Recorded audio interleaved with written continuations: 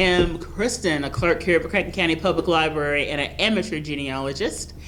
And I am coming to you today with Nathan Lynn, who is the head of our genealogy department, with a hype video. That's right. Woo, woo, yeah, it's coming. For the 1950 census, which will be released on April 1st, 2022. Nathan, tell us a little bit about what's going on in the 50s and why we're so hyped about this census being released. Sure, there is a lot to cover. Coming out of the 1940s, you have a post-World War II era and a boom. We're heading into the baby boom, the boomers. Mm-hmm. And we're also, let's see, in 1950, Harry Truman is president, and our very own Alvin Barkley, local flavor, is the vice president in 1950. Now, there's a lot to think about with the 1950 census because the last census that we would have been taking was the 1940, and so this census is going to open up a lot of doors for genealogists, right? Definitely. I'm very excited about it. My grandparents will be a married couple somewhere in Paducah, I do believe, so I'm looking forward to finding their record. Yeah. Because of the is it 72 years? 72 years, yes. So the U.S. will not release a federal population census until a 72-year rule, which 72 years will be now for 1950. And the last census that we had come out was in 2012, and that was the 1940 census, which produced a lot of new questions that had not been asked on previous census. And we're going to see a lot of the similar things in this census, I think. So what you're thinking now, what you should be thinking now, is how do I get my hands on the 1950 census? Well, there's several different ways. The government is actually developing a dedicated website just for the 1950 census. It's currently being rigorously tested, is expected to debut on April 1st when the census is released, and you will be able to search the census by name.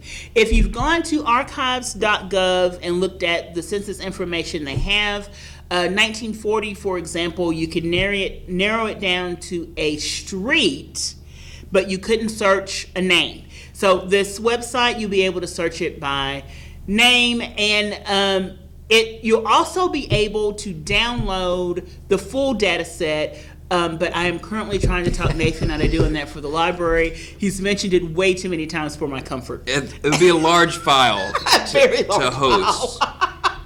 But you will be able to search for name, as Kristen said. You also, if you knew an area, yes, you could find the enumeration district for that area, and there is a map at archives.gov that you can find the enumeration maps, and you could find that area and then just browse through the street names, I guess. Yeah.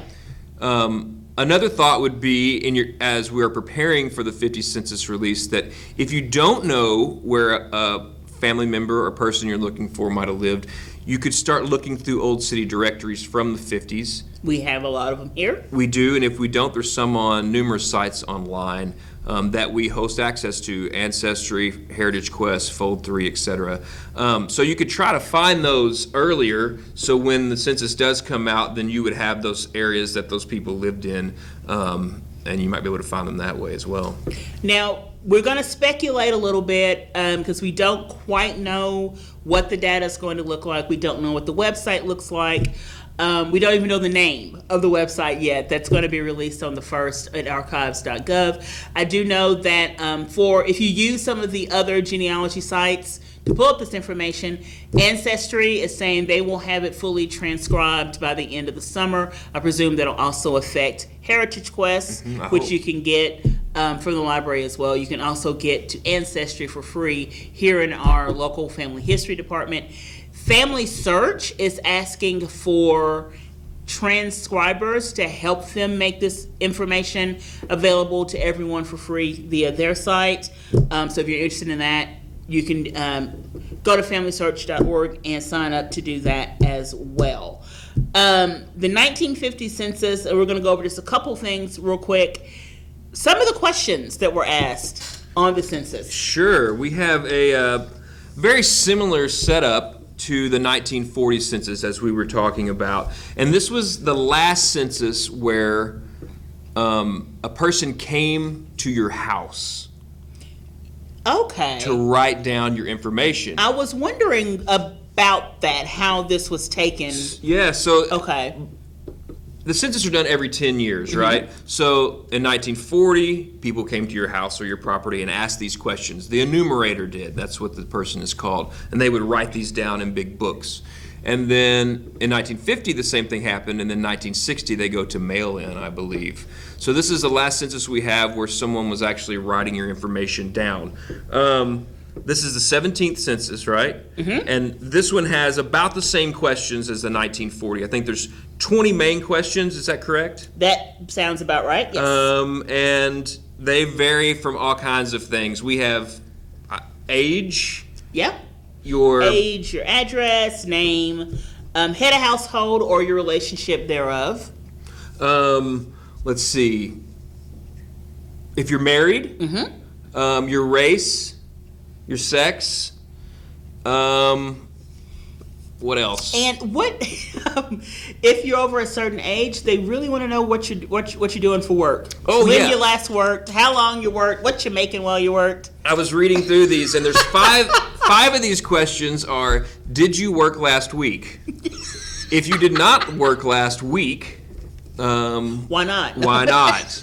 If you did not work last week, do you plan to work? They're similar to this, right? Yeah, So they're there's really interested in there's work. a number of questions relating to your work. There are also some supplemental questions for everyone, for like every so many people, they would Yeah. ask another 10 questions. So you saw this on the 1940 census, but it wasn't quite as many questions. This time I Yeah. think there are a number more. And again, a lot of this is just speculation because we have not seen the census I've yet. not seen it.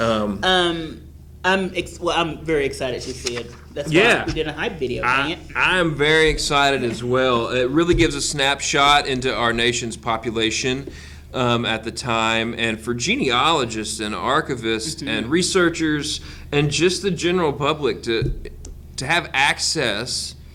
It adds that extra layer, an extra layer of information. If you've been building, like I've been building my tree for a couple of years now, and it'll add yet another federal layer. And if there are people that I haven't been able to locate, if I haven't been able to locate some of the females in my tree that got married and I lost track of them, hopefully this 1950 census will help me put them back, stack them back into my tree. Yes, it is going to open so many doors for genealogists who have been working in the field like you for a long time. And I think that you should know you can access that here at the library on our computers, or from your own device wherever you have Wi-Fi, because archives.gov is going to have this available Yes. a lot better For than free. For free. Free. Better than the Forgot about that part. 1940 census. Free. Yeah, it's going to be a great asset to all folks, and I'm really pumped about it. You know, I am. That's why we did this video, because Yeah. Nathan and I have been talking about it literally for months. Yeah. That's part of the reason we started our genealogy series last year. It's kind of leading up to the census, and we'll get back to that, we promise. So we just wanted to do just a quick hit video today.